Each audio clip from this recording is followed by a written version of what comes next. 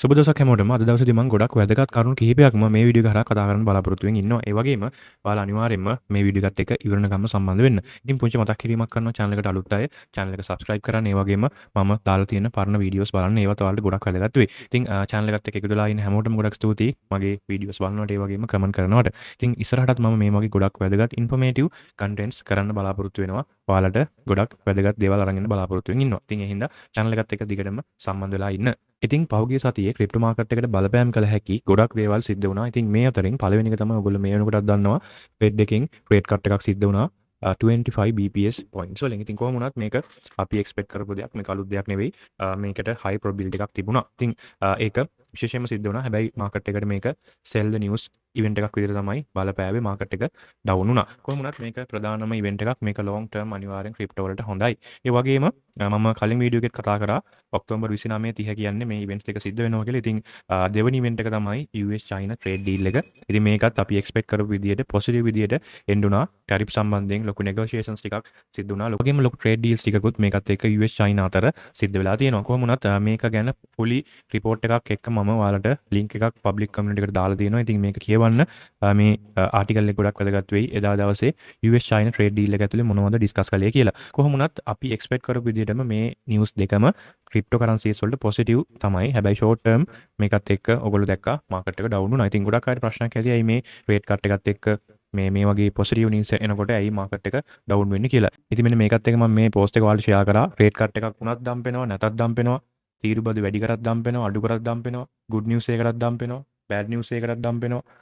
කිසිම නිවුස් එකක් නැතුණත් ඩම්ප් වෙනවා. මෙන්න මේ වගේ සිටුේෂන් එකක් තමයි දැන් ක්‍රිප්ටෝ මාකට් එකේ තියෙන්නේ. ඉතින් මේකත් එක්ක පොඩි පැහැදිලි කිරීමක් ඔයාලට කරන්නම්. ඇයි මේ පොසිටිව් නිවුස් එක මාකට් එක bearish උනේ කියලා. ඉතින් මේකට ප්‍රධානම දෙයක් තමයි අපි දන්න දෙයක් තමයි මේ markets financial markets data driven.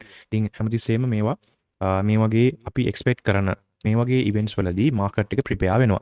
දැන් US China trade agreement එක පොසිටිව් වෙයි කියලා අපි හැමෝම එක්ස්පෙක්ට් කරා. ඒ වගේම රේට් කට් එකකුත් සිදු වෙන්න නියමිතයි කියලා 90%කට වඩා වැඩි probability එකක් තිබුණා. ඉතින් ඒකත් එක්ක මොකද උනේ මාකට් එක බිට්කොයින් එකත් එක්ක ගමු.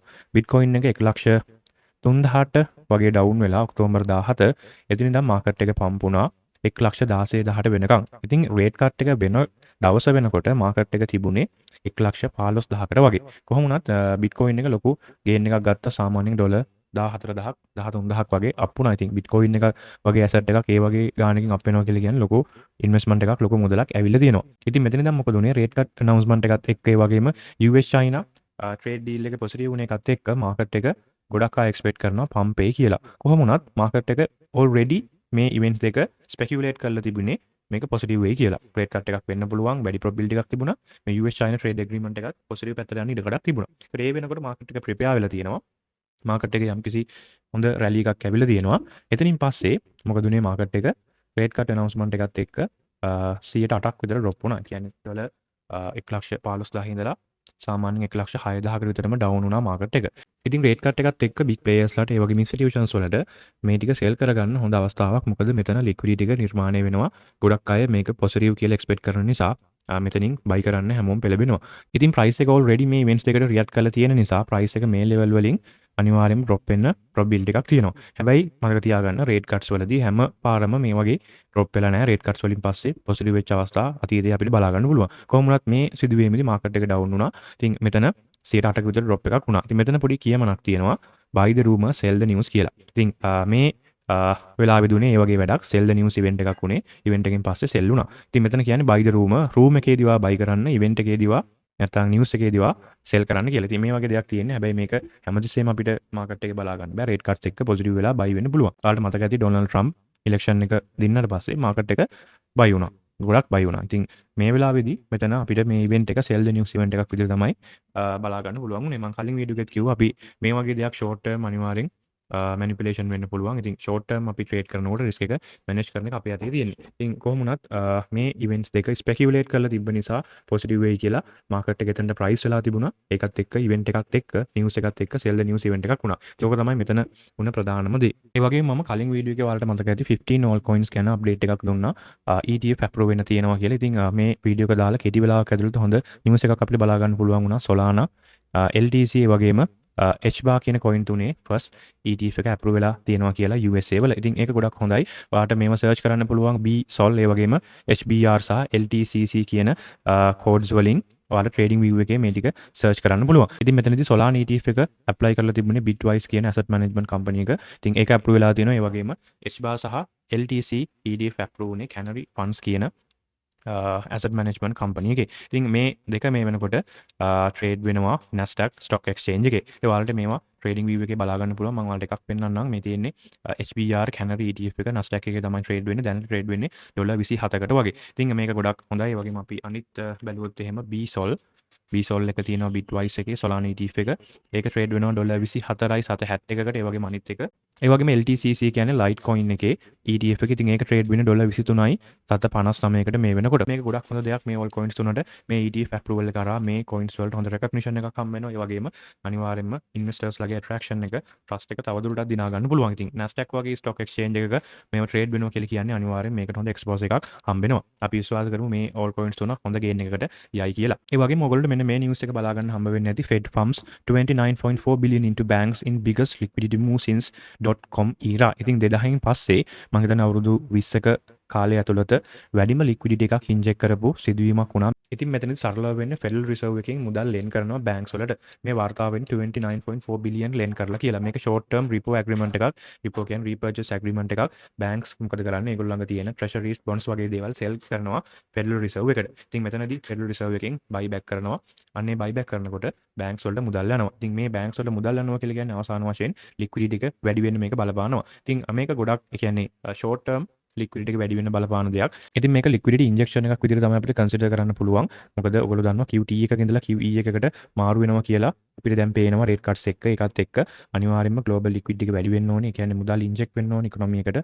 මේ සිදුවීම හරහා අනිවාර්යයෙන්ම short term liquidity එක වැඩි වෙනවා. liquidity එක වැඩි වෙනවා කියලා කියන්නේ cryptocurrencies වලට හොඳයි කියන එක. ඉතින් මේකත් අනිවාර්යයෙන්ම අපි consider කරන්න ඕනේ ප්‍රධානම event එකක්.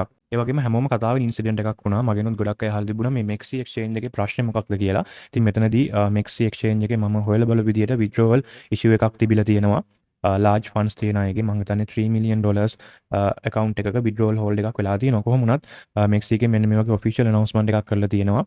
මේ rumors ක්‍රියාත්මක වෙනවා කියලා MEXC exchange එක ස්ථාවරව තියෙනවා කියලා. කොහොම වුණත් මේ සිදුවීමත් එක්ක traders panic වෙලා තියෙනවා. ඒකත් එක්ක MEXC exchange එකෙන් ගොඩක් withdrawals කරගෙන තියෙනවා කියලා අපිට බලා ගන්න පුළුවන්. මම මෙන්න මෙතනත් ඔයාලට පෙන්නන්නම්.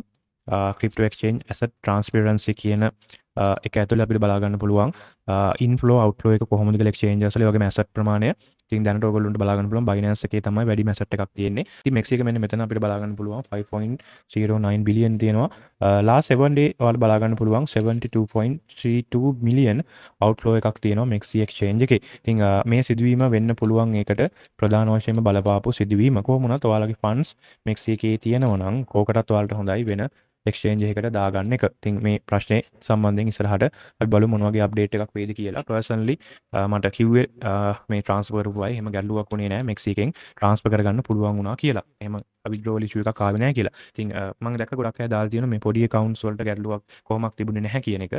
ඉතින් මේ exchanges වල මේ වගේ ප්‍රශ්න වෙන්න පුළුවන්. ඔයගොල්ලෝ දන්නවා FTX crash වුණා. ඉතින් exchange එකක් crash වෙන්න බැරිකමක් නැහැ. ගොඩක්ම හොඳ දේ තමයි ඔයාලා buy කරලා තියෙන cryptocurrencies hot නැත්නම් cold wallet එකකට දාගෙන තියාගෙන ඉන්න එක. ඒ කියන්නේ ඔයා සාමාන්‍ය ඩොලර් 5000ක් 10000ක් ඒ වගේ amount එකක් එතනින් වැඩි amount එකක් ඔයා crypto වලට invest කරලා තියෙනවා නම් exchanges වල තියාගන්න එක highly risky.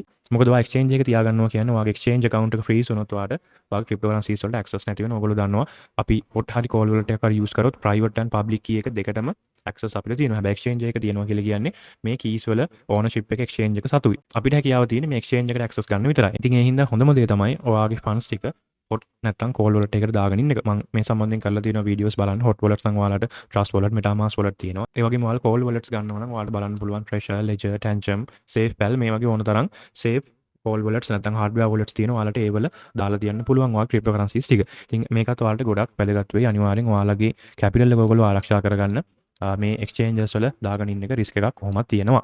ඒ වගේම පොඩි මතක් කිරීමක් කරනවා trading වලින් ඉඳන් ගොඩක් advanced method දක්වා ඉගෙන ගන්න කැමති අයට අපේ crypto trading mastery program එකත් එක්ක සම්බන්ධ වෙන්න පුළුවන්. මම මේකට අදාළව in-depth content එකක් මගේ group එකට share කරලා ඔයාලට ලංකාවේ trading classes වලින් mentorship වලින් courses වලින් මේ වගේ කොන්ටෙන්ට් එකක් ඩිලිවර් වෙන්නේ නැහැ කියලා 100% විශ්වාසයි. මම මේ කොන්ටෙන්ට් එක ඇතුලේ technical analysis, fundamental analysis, sentimental analysis ගැන ගොඩක් දේවල් කතා කරනවා. ඔයාලා අහලා තියෙන Elliott wave, SMC, Wyckoff, order flow මේ එක එක කෝසස් ඔයාලා බයි කරන්න අවශ්‍ය වෙන්නේ නැහැ. ලංකාවේ ඒ වගේ දැන් මෙන්ටර්ෂිප් ඇදලා තියෙනවා එක එක පැත්තකින් මාස්ටරින් වෙන්න. ඉතින් එහෙම කරන්න අවශ්‍ය වෙන්නේ නැහැ. මම මෙතනදී හැමදේම ඔයාලට ඇඩ්වාන්ස් දක්වාම කතා කරනවා. ඉතින් ඒ වගේම කියන්න ඕනේ ට්‍රේඩින් මෙන්ටර්ෂිප් එකක් හරි පාඩමාලාවක් හරි ඔයාලා ඇත්තටම බයි කරන්න 100%ක් අවශ්‍ය වෙන්නේ නැහැ. ඔයාලට මේ නොලෙජ් එක මේ එකක්වත් අපි හොයාගත්ත කන්සෙප්ට් නෙවෙයි. පෞද්ගලිකව මම ඇතුළු මේ උගන්වන කවුරුත් හොයාගත්ත කන්සෙප්ට්ස් නෙවෙයි. මේවා කලින් තිබුණු කන්සෙප්ට්. ඒ කියන්නේ මේවා අපි ස්ටඩි කරා නම් ඔයාලට මේක සෙල්ෆ් ස්ටඩි කරන්න පුළුවන්. ඒක අනිවාර්යයෙන් මතක තියාගන්න. සෙල්ෆ් ස්ටඩි කරන්න ඕන තරම් සෝර්සස් තියෙනවා. ඔයාලට YouTube එකට ගියාත් ආටිකල්ස් තියෙනවා, වීඩියෝස් තියෙනවා, ඕන තරම් දේවල් තියෙනවා. ඔයාලට මේවා සෙල්ෆ් ස්ටඩි කරන්න. හැබැයි ඔයාලට සෙල්ෆ් ස්ටඩි කරන්න බැරි නම් ඒක ඔයා සෙල්ෆ් ස්ටඩි කරන්න කම්මැලි නැත්නම් ඔයාලට සෙල්ෆ් ස්ටඩි කරන්න ටයිම් එකක් නැහැ. එහෙම නැත්නම් ඔයාලට ලැන්ග්වේජ් බැරි එකක් තියෙනවා වෙන්න පුළුවන්. මොකද මේ හොඳ කොන්ටෙන්ට්ස් ගත්තොත් අනිවාර්යයෙන්ම ඉංග්‍රීසි වලින් තමයි තියෙන්නේ.